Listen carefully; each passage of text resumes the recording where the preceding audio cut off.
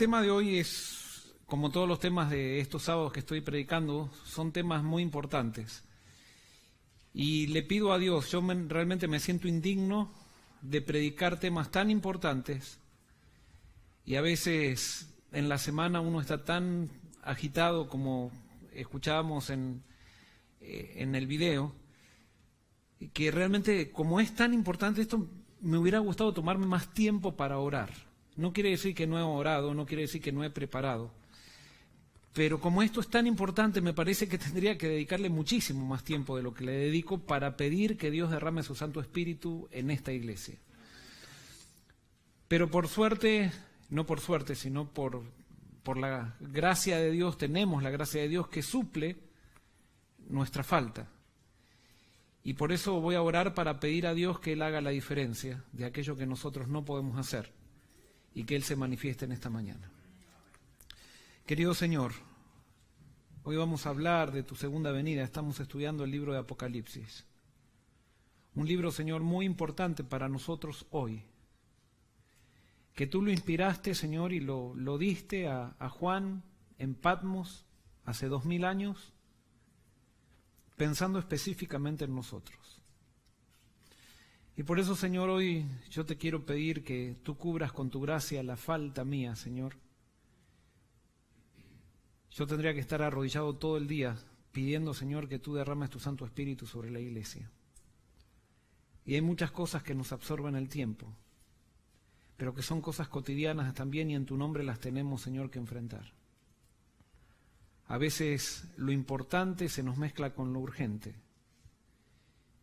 Y, Señor, te pido que siempre nos des la capacidad y la sabiduría para elegir lo importante. Y por eso, Señor, ahora derrama tu Santo Espíritu, te lo pedimos como tú lo prometiste. Y haznos entender aquello que tú quieres que entendamos. Y reaviva la iglesia hispanoamericana de Collegiale. Reavívanos, Señor, renuévanos. Haz con nosotros aquello que tú te propusiste y que nosotros por nosotros mismos no podemos hacer. Esto te lo pedimos y te lo agradecemos en el nombre de Jesús. Amén. El título del sermón comienza con lo que quiero demostrar y es una continuación del sermón pasado. El título es Cristo viene sí o sí, pronto, si nosotros lo queremos. ¿Qué es lo que quiero demostrar? Lo que quiero demostrar es que en el Apocalipsis, comienza el Apocalipsis diciéndonos que en la intención de Cristo es que Él tendría que haber venido ya. Desde 1844, que comenzó el tiempo del fin, Él ya se había propuesto venir. Había una fecha exacta para que comience el tiempo del fin. Esa fecha exacta para que comience el tiempo del fin dependía solamente de Dios. Pero el tiempo de la venida de Cristo, desde el tiempo del fin hasta ahora, no solamente depende de Dios, sino que depende también de Dios y de su pueblo, de cómo responda su pueblo. Y por eso el Apocalipsis 1 al 3 dice la revelación, 1 al 3 dice la revelación de Jesucristo, que Dios le dio para manifestar a sus siervos las cosas que deben suceder pronto. En otras palabras, en la mente de Dios, Él quiere que estas cosas sucedan pronto. Lo que va a describir en el Apocalipsis, Él espera que suceda pronto. Sin embargo, no va a ser así si es que su pueblo no responde. Dice, y la declaró enviándola por medio de su ángel a su siervo Juan, que ha dado testimonio de la palabra de Dios y del testimonio de Jesucristo y de todas las cosas que ha visto. Bienaventurado el que lee y los que oyen las palabras de esta profecía y guardan las cosas en ella escritas, porque el tiempo está cerca. Y nosotros habíamos analizado en el sermón pasado que esta bienaventuranza se da para que el que lee, el que oye y el que guarda. Y nosotros como pueblo hemos leído, hemos oído muchas veces, pero hemos fallado en algo. ¿Y en qué es lo que hemos fallado? Hemos fallado en guardar la profecía. ¿Qué es guardar la profecía? Quiere decir obedecer la profecía. Y nosotros vimos cómo Jesús abordaba la profecía. Veíamos que Él leía la profecía y una vez que leía la profecía, Él iba y la cumplía. Y nosotros analizamos en el sermón pasado que aquellos que no están viviendo para cumplir la profecía los agarra. Y si nos agarra la profecía, quiere decir que todavía no hemos aceptado el plan de Dios para nuestra vida y todavía no estamos en el reino de Dios. Y es por eso que Dios entonces nos da la profecía para que nosotros colaboremos con Él. Alguien puede decir, pero esto es la primera vez que lo escucho y me parece un poco humanista por el hecho de que Dios ha determinado, Él sabe cuándo va a venir. ¿Dios sabe cuándo va a ser la fecha, cuándo va a venir? ¿Sí o no? Sí. Ahora yo te hago una pregunta. ¿Él sabe quién se va a salvar y quién se va a perder? Sí. ¿El hecho de que Él sabe quiere decir que entonces eso determina que una persona se salva o se pierde? No, sino que Él sabe qué vamos a decidir. Dios puso una fecha exacta para el comienzo del fin. Él sabe cuándo va a venir, pero el hecho de que Él sabe cuándo va a venir no quiere decir que Él puso la fecha de su venida. La fecha de su venida está determinada por el hecho de que su pueblo responda. Y Él sabe cuándo va a haber un pueblo que responda. Así como Él sabe quién se va a salvar y quién se va a perder, y sin embargo que él sepa que alguien se va a perder o alguien se va a salvar, no quiere decir que por eso esa persona se va a salvar o perder porque Dios lo sabe, sino que Él sabe qué es lo que la persona va a decidir. Él sabe qué es lo que nosotros vamos a decidir hacer con el mensaje del Apocalipsis. Y Él nos está llamando hoy para que nosotros tomemos una decisión con respecto al mensaje del Apocalipsis. Para entender el Apocalipsis y para entender este concepto, hoy quiero demostrar esto, pero para entender el Apocalipsis tenemos que entender el Antiguo Testamento. Tenemos que entender que el Apocalipsis está construido en el mensaje del Antiguo Testamento. No hay otro libro del Nuevo Testamento que nos conecte tanto con el Antiguo Testamento como el Apocalipsis. Cuando ustedes estudien el Apocalipsis, cuando por ejemplo yo comencé a estudiar el Apocalipsis, me di cuenta que el Apocalipsis me llevó a toda la Biblia. Si yo quiero estudiar profundamente el Apocalipsis y entenderlo, tengo que entender el Antiguo Testamento. Y les voy a dar algunos ejemplos. Por ejemplo, de los 404 versículos en el libro de Apocalipsis, aparentemente 278 de estos hacen alusión al Antiguo Testamento. En otras palabras, esto equivale a un 68,8% de los versículos del Apocalipsis son citas del Antiguo Testamento. Imágenes del Antiguo Testamento en el Apocalipsis. Por ejemplo, estas son imágenes ustedes muy conocidas. El Apocalipsis toma imágenes del peregrinaje de Egipto a Canaán de Israel y de allí toma muchas cosas en las cuales se construye su mensaje. Por ejemplo, vamos a ver que si nosotros queremos entender el Apocalipsis bien, tenemos que entender también el mensaje del santuario, porque muchísimas imágenes del santuario están construidas sobre la imagen o las imágenes del santuario terrenal, del desierto, donde Dios le mandó a construir a Moisés. También tenemos allí, en el Apocalipsis, imágenes del cautiverio babilónico como resultado de la infidelidad del pueblo de Dios. O sea, en el Antiguo Testamento Dios llamó a su pueblo y su pueblo no se arrepentía. Por lo tanto, Dios dijo, muy bien, si ustedes no se arrepienten como yo los sigo amando, voy a mandar a Babilonia para que ustedes los purifiquen. Babilonia era un pueblo totalmente injusto, pero Dios utilizó un pueblo totalmente injusto para purificar a su pueblo. Pareciera que en el Apocalipsis Él utiliza lo mismo. Pareciera que en el Apocalipsis Dios va a utilizar a Babilonia para purificar ¿a quién? Para purificar a su pueblo. ¿Por qué? Porque su pueblo no reacciona, su pueblo no se despierta. Es más, en el Apocalipsis nos dice que el que va a purificar al pueblo de Dios, ¿quién va a ser? Eso todavía no lo estudiamos, pero el que va a purificar al pueblo de Dios va a ser Dios mismo. A través posiblemente, si se construye, posiblemente a través de Babilonia también. Un poder totalmente injusto, pero un poder injusto que Dios lo utiliza para que su pueblo se reavive y pueda entonces cumplir su misión. Por ejemplo, en el Apocalipsis encontramos también imágenes de las bestias de Daniel. Las encontramos esas bestias con más detalles en el Apocalipsis, y entonces esto nos hace que para entender Apocalipsis, todo lo que tiene que ver con las imágenes que tienen que ver con los poderes anticristos, tenemos que primero entender el libro de Daniel, y eso nos hace entender el Apocalipsis. Y es por eso que hoy quiero tomar imágenes del Antiguo Testamento para entender por qué yo digo que Cristo viene sí o sí, pero viene pronto si es que nosotros respondemos o si nosotros queremos.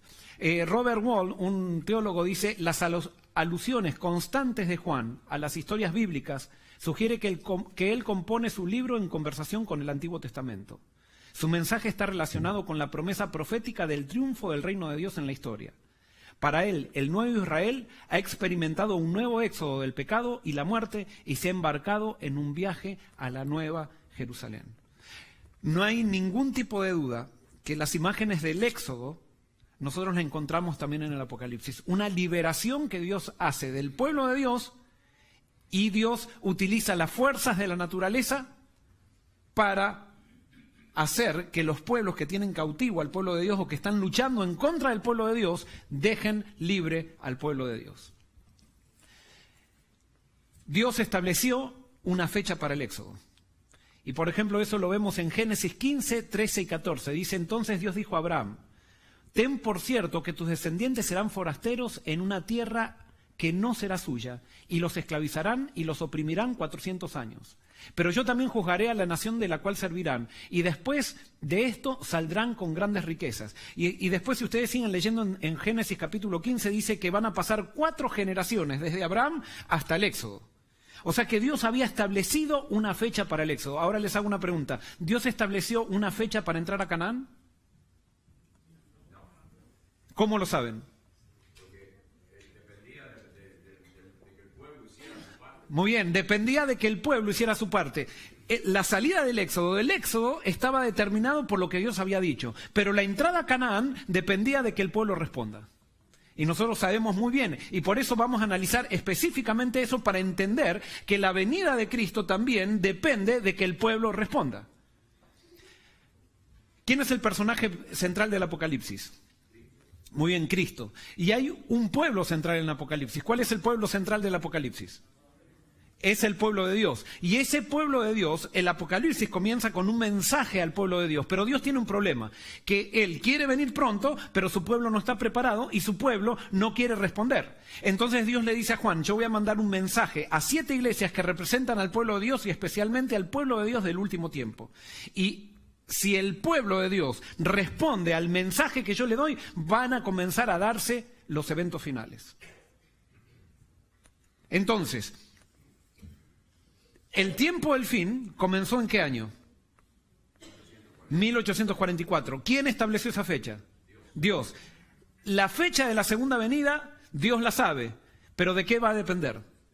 De que nosotros respondamos. Y vamos a ver si esa imagen no aparece entonces en el Antiguo Testamento también. En Números 1 al 3, cuando Dios saca a Israel de Egipto, y ya lo sacó en la fecha incluso que él había determinado, en Números 1 al 3, en Sinaí encontramos esto, que nos habla de un elemento que también aparece en el Apocalipsis. En el Apocalipsis hay un evento central que es un censo que Dios hace al pueblo de Dios, y como resultado de ese censo quedan, ¿cuántos quedan en el Apocalipsis? 144.000. Nosotros vamos a ver que esa imagen del censo, Dios la saca también del Apocalipsis. Perdón, Dios la saca también del Antiguo Testamento, de cuando Israel peregrina a Canaán. Y vamos a ver qué le pidió Dios a Moisés en el Sinaí. Dice así, capítulo 1, versículos 1 al 3. Dice, estamos en Números. Habló Jehová a Moisés en el desierto de Sinaí, en el tabernáculo de reunión, en el día 1 del mes 2, en el 2º año de su salida de la tierra de Egipto, diciendo: tomad el censo de toda la congregación de los hijos de Israel por sus familias, por las casas de sus padres, con la cuenta de los nombres, todos los varones por sus cabezas, de 20 años arriba, todos los que puedan salir a la guerra en Israel, los contaréis tú y Aarón por sus ejércitos. ¿Qué es lo que está formando Dios aquí? Está formando un ejército. ¿Para qué está formando un ejército? Muy bien, para que pueda tomar la tierra. Dios los iba a llevar a Canaán, y a Canaán había que conquistarla, y para eso entonces Él está formando un ejército. ¿Cuánto era el plan de Dios, o cuánto esperaba Dios que tarde el peregrinaje de Egipto a Canaán?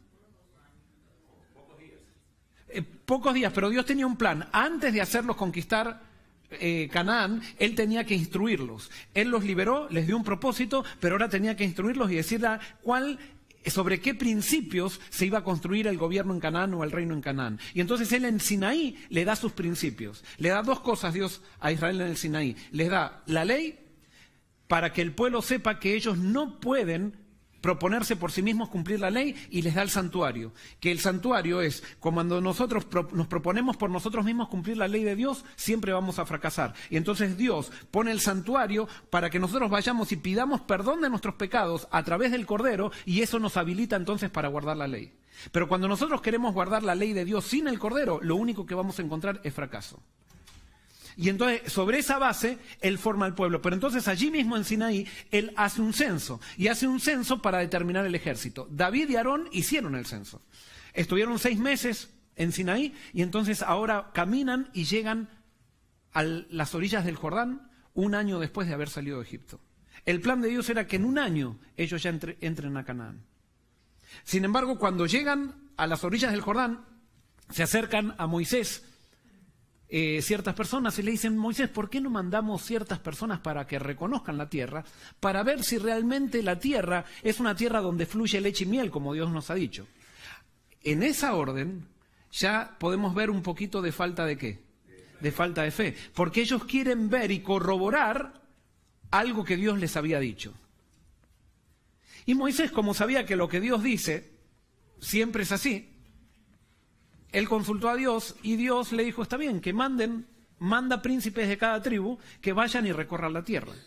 Y entonces estos príncipes de cada tribu estuvieron, ¿cuánto tiempo recorriendo la tierra? Estuvieron recorriendo 40 días la tierra. Y mientras recorrían, ellos corroboraron que la tierra realmente era una tierra que fluía leche y miel, pero se encontraron con algo que ellos no se esperaban. Se encontraron con los habitantes de la tierra. Y parece que los habitantes de la tierra eran un poquito más altos que los israelitas. No solamente que eran un poquito más altos que los israelitas, sino que también eran personas que estaban preparadas para la guerra, cuando los israelitas habían sido esclavos por unos 100 y algo de años y habían perdido toda habilidad en lo que tiene que ver con las artes de guerra. Es más, ellos eran un pueblo de pastores, no eran un pueblo, una nación que tenía fronteras, que tenían que defenderse, así que no tenían habilidad para la guerra. Cuando vuelven, estos espías vuelven con el fruto de la tierra, y cuando vuelven con el fruto de la tierra, vuelven con un racimo de uvas tan grande que se lo tuvieron que poner en el hombro y traerlo en un palo, entre 2 personas traer ese racimo de uvas. Imagínense. Esas uvas posiblemente eran mucho más grandes que las que estamos nosotros acostumbrados a comer.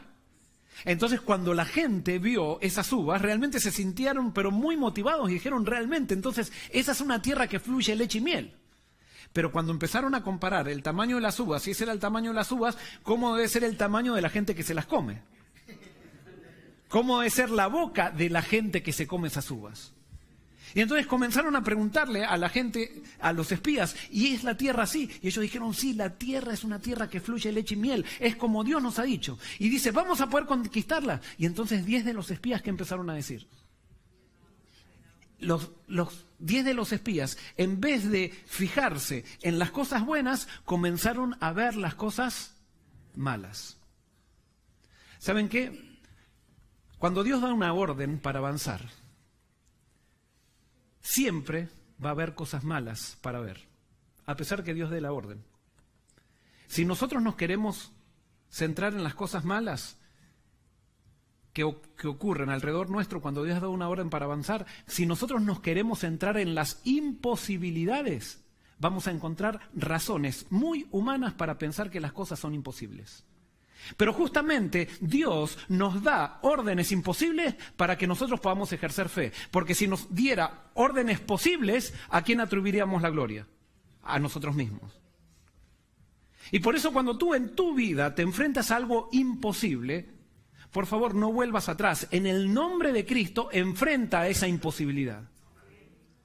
Porque Dios quiere que su nombre se exalte en ti a través de tu experiencia. No es a través de lo que tú haces, sino a través de lo que Él va a hacer en ti y a través de ti y por ti.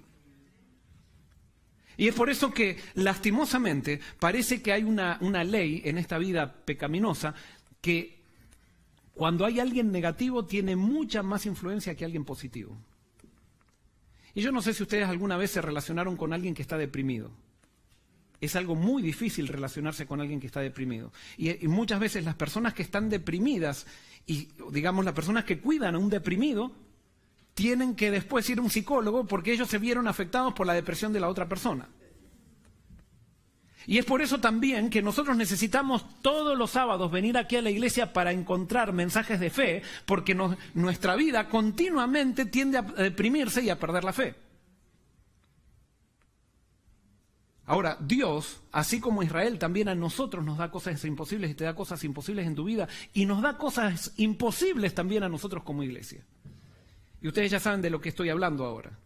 Estoy hablando de un proyecto que estamos nosotros hablando de esto que parece imposible. Hay personas que solamente pueden ver las cosas negativas del proyecto y hay otras personas que, quizás que son las menos, ojalá que en este caso seamos las más, que podemos ver no lo imposible del proyecto, sino quién nos da la orden para avanzar en el proyecto.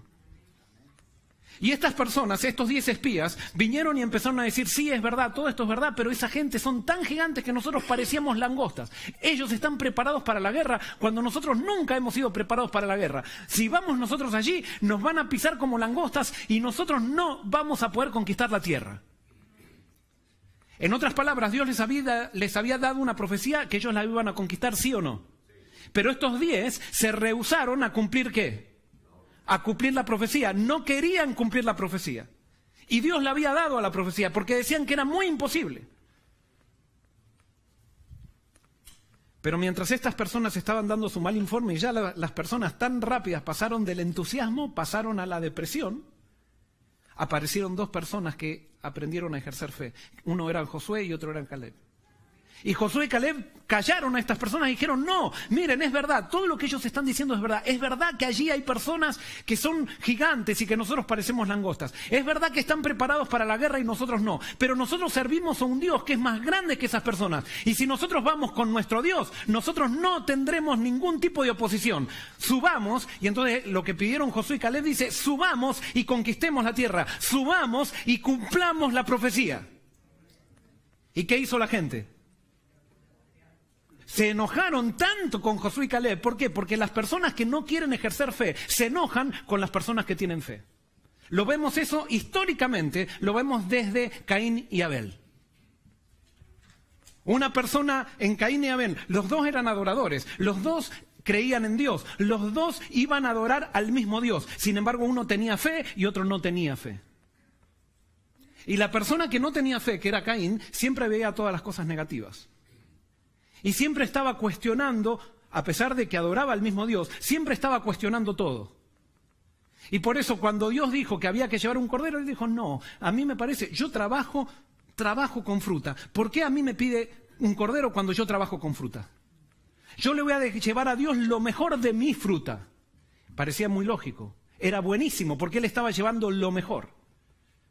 Pero no quiso ejercer fe, Caín. Y la persona que no quiere ejercer fe, ¿con quién se enoja? Con el que tiene fe. Es más, Abel no le dijo nada.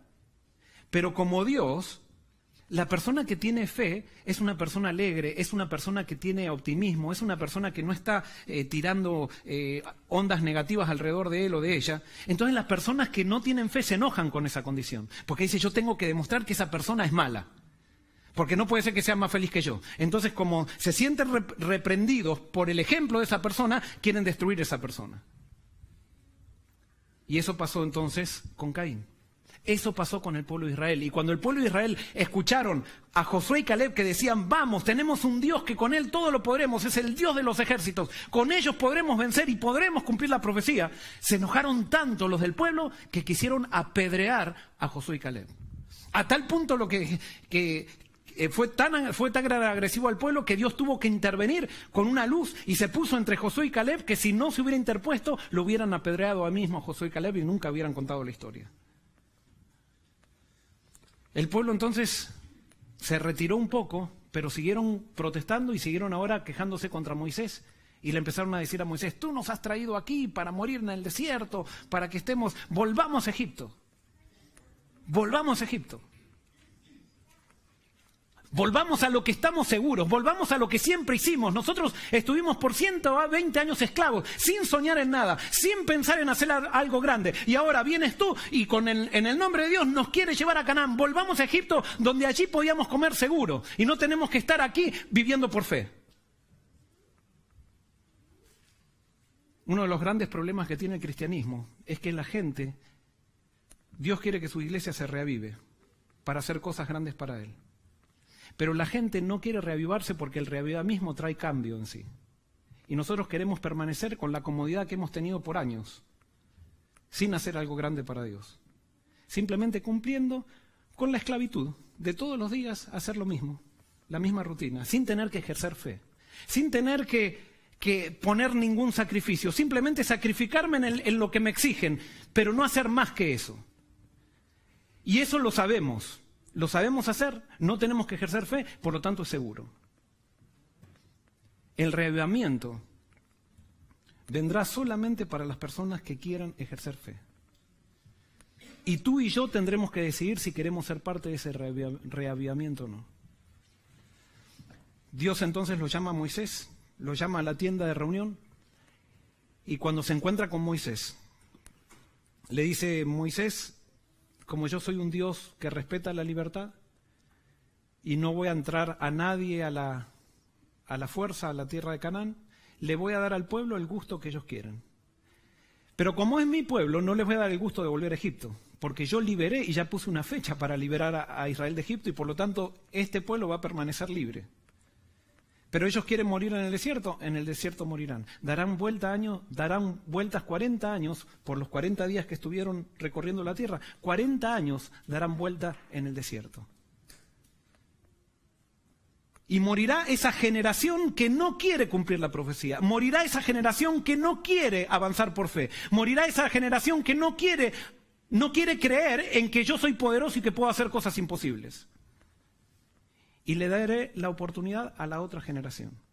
Pero habrá una excepción. Josué y Caleb los mantendré vivos allí, en medio del pueblo, para que ellos entren y ellos puedan ser los que entren a Canaán. Cuando Moisés fue y le comunicó al pueblo lo que Dios decía, ¿cómo se sintió el pueblo? Lloraron. ¿Y ahora qué quisieron hacer?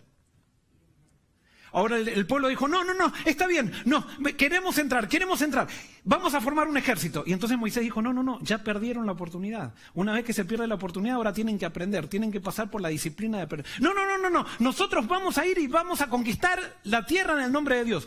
Y Moisés le dice: no vayan porque Dios no irá con ustedes. No, vamos a ir porque nosotros creemos en Dios. Y organizaron un ejército, cruzaron el Jordán sin que Dios les abra el Jordán. Fíjense que ahora hasta estaban dispuestos. Cuando nosotros, parece, por momentos no tenemos la fe que necesitamos, y después nos agarra la fe de repente para hacer todo lo que Dios quería, pero en el tiempo que Dios no quiere. Y cuando nosotros hacemos las cosas en el tiempo que Dios no quiere, no viene de Dios y Dios no va a estar con nosotros. Y por eso la Biblia dice: si oyeres hoy su voz, no endurezcas tu corazón, porque no es cuando tú quieres, es cuando Dios quiere. Y cuando Dios quiere, allí hay que avanzar. Cuando tenemos todas las evidencias de que Dios ha dado una orden, allí tenemos que avanzar. Si nosotros vamos más tarde, ya Dios no está con nosotros. ¿Y qué pasó? El ejército fue, y ¿saben qué? Comenzó a cumplirse lo que Dios había dicho. Toda esta gente de falta de fe, la mayoría, ¿qué pasó cuando llegaron a Canaán? Los aplastaron como langostas. Y cuando empezaron a darse cuenta de que Dios ya no estaba con ellos, volvieron rápido. Y ahora tuvieron que aceptar la disciplina de Dios de dar 40 años vuelta en el desierto, hasta darle la oportunidad a la otra generación. Pasaron 40 años. En esos 40 años, Josué y Caleb se quedaron con el pueblo tratando de hablarles de la fe y del Dios de que ellos servían. Y en esos 40 años, por más que podrían haber sido 40 años miserables, fueron 40 años hermosos. Imagínense caminando con Dios en el desierto, viendo los milagros de Dios, teniendo a Dios en una nube, teniendo el santuario, viviendo todos en comunidad, donde yo podía ir todos los días a hablar con mi hermano. No había casi que trabajar, solamente lo que había que hacer era aprender de Dios. Y pasaron 40 años. Y cuando llegan esos 40 años, nuevamente llegan a la tierra de Canaán, y ahora Dios dice: voy a darle otra oportunidad, nuevamente vamos a hacer otro censo. A ver si el pueblo quiere entrar a Canaán. Pero antes de hacer ese censo,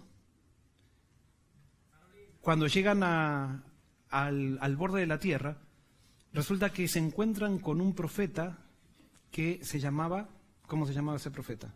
Balaam. Y los pueblos paganos veían que el pueblo de Dios iba cada vez con más poder avanzando. ¿Por qué? Porque aparentemente ahora había una generación que sí creía en Dios. Y entonces no se lo podía parar al pueblo de Dios, era como que era una amenaza. Entonces Balac se enteró que Balaam era un profeta de Dios, y por dinero le pidió que maldiga al pueblo de Dios.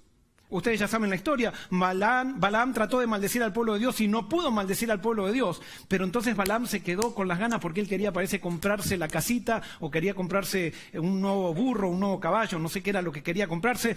Y él quería más dinero. Y entonces cuando Balaam le dijo, pero yo te mandé, te iba a pagar para que tú maldigas al pueblo y al final no lo maldeciste. Yo te pido ahora que hagas algo. Entonces Balaam dice, yo me tengo que ganar ese dinero, me lo tengo que ganar. Entonces Balaam le dio una estrategia muy buena a Balac. Le dijo, mira, yo no puedo hacer nada para maldecir al pueblo de Dios, pero sí puedo hacer algo, tú puedes hacer algo para que el pueblo de Dios se maldiga. Si el pueblo de Dios se aparta de Dios, el pueblo de Dios, entonces Dios nos lo va a proteger y así va a ser maldito. La maldición de Dios no quiere decir que Dios manda rayos o algo por el estilo, sino lo que quiere decir es que Dios se aparta del pueblo. Y entonces eso es la maldición de Dios. Cuando tú experimentas la maldición de Dios, no es que Dios te castiga, sino que Dios se aparta de ti y tú recibes todo lo que recibirías si Dios no estuviera contigo.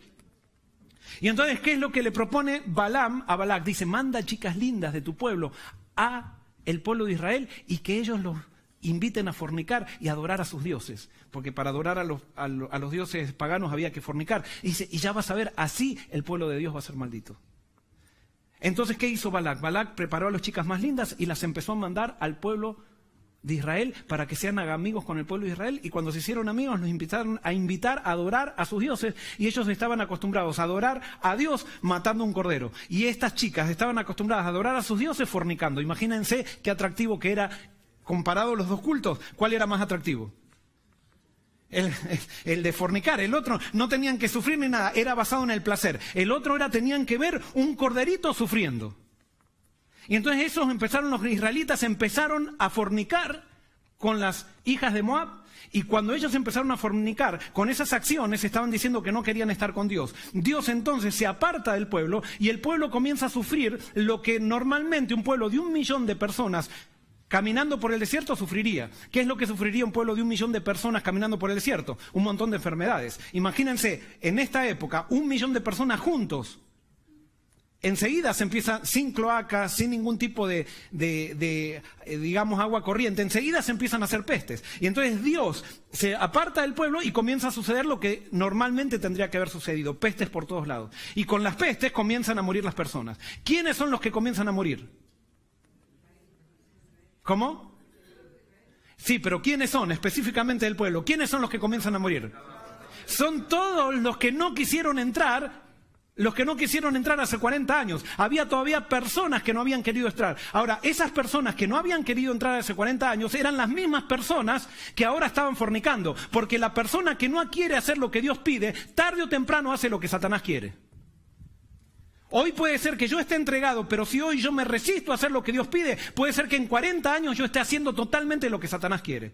Y entonces la gente empezó a decir, ¿por qué estas plagas? ¿Por qué esta peste? Y entonces Moisés dijo, ustedes se están separando de Dios y están fornicando con las hijas de Moab. Y mientras el pueblo estaba reunido allí, un príncipe de Israel, ¿y se acuerdan quiénes habían ido a espiar la tierra de Canaán? Eran príncipes. Un príncipe de Israel que parece que ya era un viejo, o sea, que ya era un viejo verde, que estaba queriendo disfrutar lo que él había vivido en Egipto, pero ahora estaba en Canaán, pasa y no le interesó lo que estaba pasando en el pueblo, no le interesó que Moisés estaba diciendo que esto estaba ocurriendo por el hecho de que ellos estaban fornicando, se metió en una tienda y comenzó a fornicar con la moabita.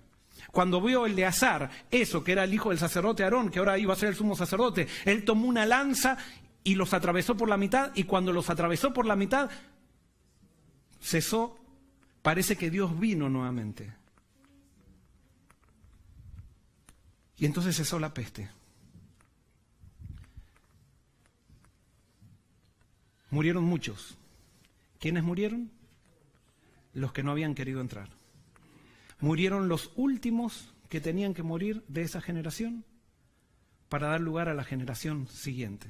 Y entonces encontramos algo interesante. En Números 26, 1 al 4 y 63 al 65, encontramos nuevamente, fíjense lo que Dios hace. Aconteció después de la mortandad que Jehová habló a Moisés y a Eleazar, hijo del sacerdote Aarón, diciendo: tomad el censo de toda la congregación de los hijos de Israel, de 20 años arriba, por las casas de sus padres, todos los que puedan salir a la guerra en Israel. ¿Qué está formando nuevamente Dios?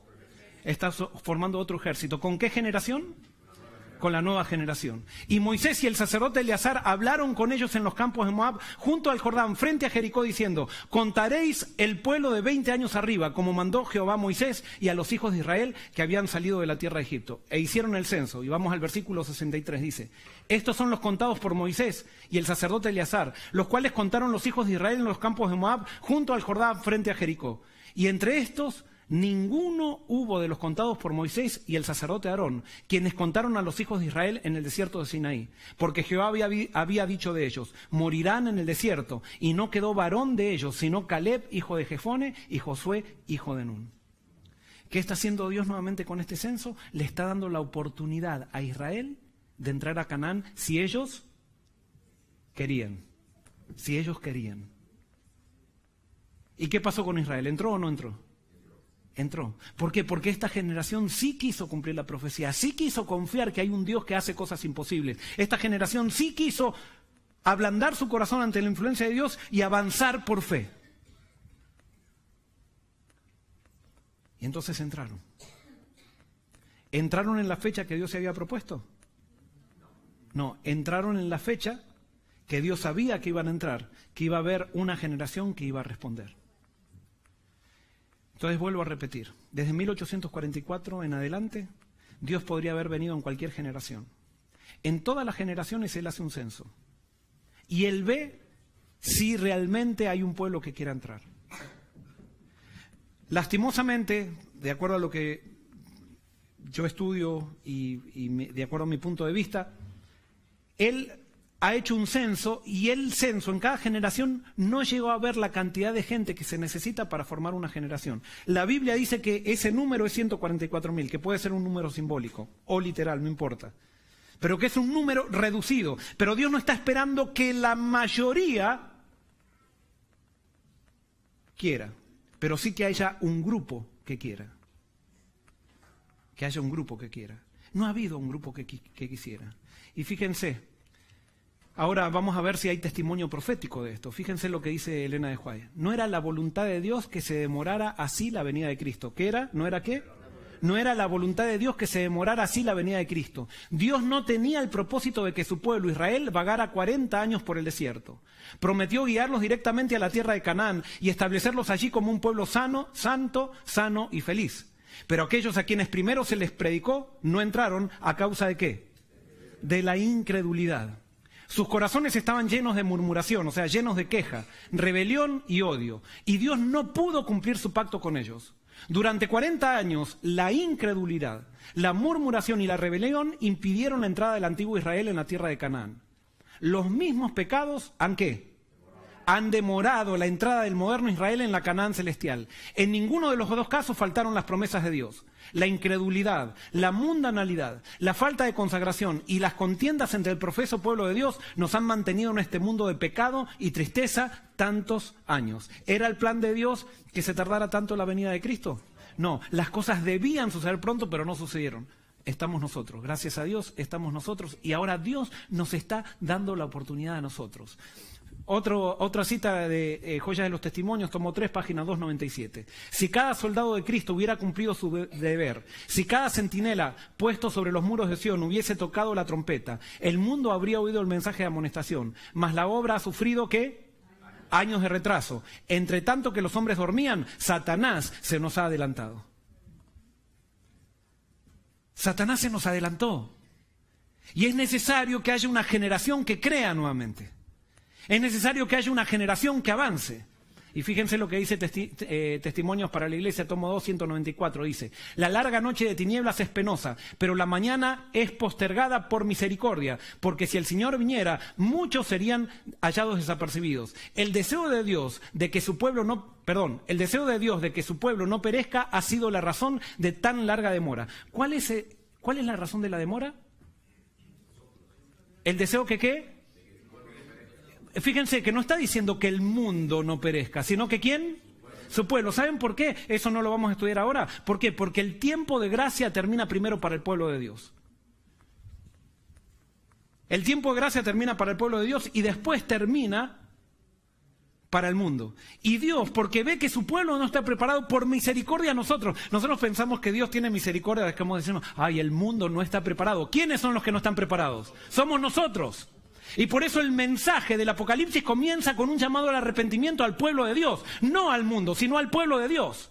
Y Dios no quiere que su pueblo perezca, porque nos ha dado un gran privilegio y nosotros no aprovechamos ese privilegio. Simplemente estamos en la iglesia para cumplir una rutina, para avanzar de acuerdo a los parámetros humanos, para hacer lo que podemos, no lo que Dios puede, sino lo que nosotros podemos.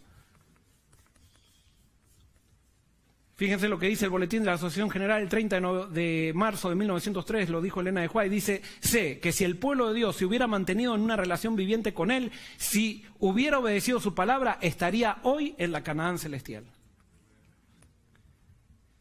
Otra cita, es privilegio de todo cristiano no solamente esperar, sino que apresurar la venida de nuestro Señor Jesucristo. Si todos los que profesan su nombre estuvieran llevando frutos para su gloria, cuán rápidamente todo el mundo sería sembrado con la simiente del Evangelio. Pronto la última cosecha sería levantada y Cristo vendría para reunir su precioso grano. Estamos haciendo tanto esfuerzo para predicar el Evangelio y ¿saben qué tenemos que hacer? Es arrepentirnos. Cuando nos arrepentamos, automáticamente el esfuerzo para predicar el Evangelio tendrá mucho resultado. Y Cristo vendrá. Pero nosotros preferimos predicar antes que arrepentirnos, porque pensamos que estamos bien, porque pensamos que no tenemos que cambiar nada, pensamos que hemos hecho las cosas tan bien, que hemos crecido tanto, que somos la mejor iglesia, que nada tenemos que hacer nada, que todo el mundo nos tiene que seguir, que todo el mundo tiene que aprender ejemplo de nosotros, cuando realmente la Biblia dice que somos desventurados, pobres, miserables y desnudos.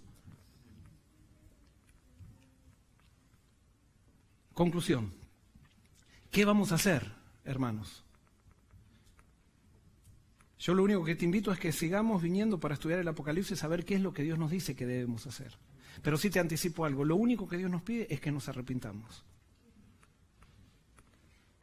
Que reconozcamos que no estamos bien. Pero eso no va a venir como consecuencia de que nosotros digamos, ay, soy pecador, porque todo el mundo venimos acá y hacemos oración, somos pecadores. Eso es simplemente de palabra. Tenemos que ir a Jesús. Y cuando vayamos a Jesús, Él va a poner ese arrepentimiento que nosotros necesitamos.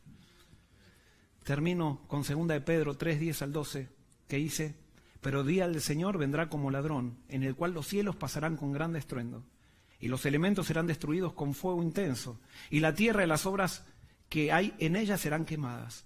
Puesto que todas estas cosas han de ser destruidas de esta manera, ¿qué clase de personas no debéis ser vosotros en santa conducta y en piedad? Esperando, ¿y qué?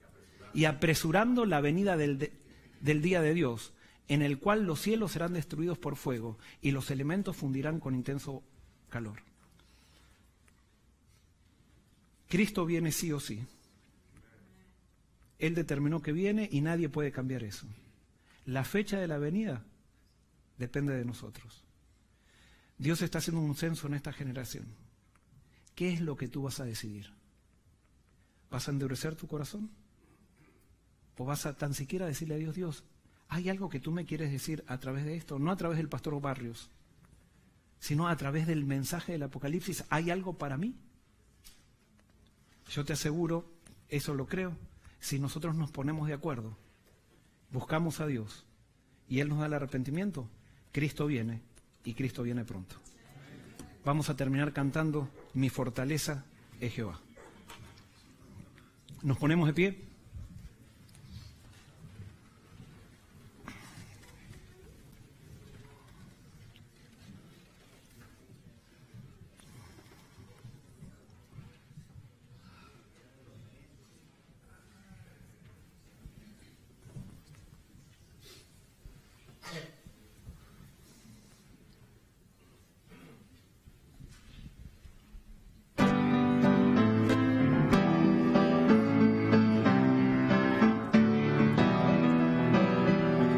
Fortaleza es Jehová, del hombre no temeré. Dios guarda a quienes le aman y en ellos pegaré. Dios guarda a quienes le aman y en ellos pegaré. Bendito sea Jehová, su pueblo en él confiará.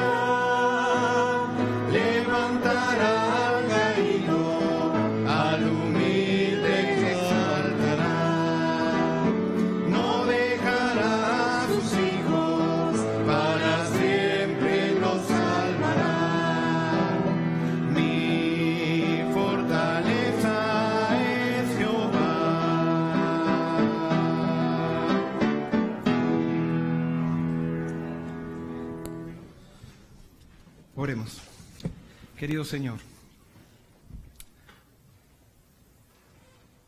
¿hay algo que tú nos quieres decir? Hoy te lo pregunto. Te pido, Señor, que nos olvidemos del instrumento humano, pero que vayamos a tu palabra. Que vayamos a tu palabra para ver si estas cosas son así. Señor, hoy no queremos ser parte de esa generación que no quiere entrar. Queremos decirte, Señor, nosotros queremos. Pero queremos también que tú nos des la sensibilidad y el arrepentimiento para seguir tus indicaciones. No lo que un pastor diga, no lo que nos dice un amigo, no lo que nos dice una persona, sino lo que nos dices tú a través de tu palabra. Señor, te pregunto, ¿ha llegado el momento de que tú vengas? ¿Está la iglesia hispana de Colegial en tu mente y en tu plan? ¿Estás haciendo el censo, Señor? Queremos ser como Josué y Caleb. Queremos avanzar por fe. Queremos, Señor, ser parte. Y queremos que vengas y tú habites en esta iglesia para que nos des la experiencia que necesitamos. Esto te lo pedimos y te lo agradecemos en el nombre de Jesús. Amén.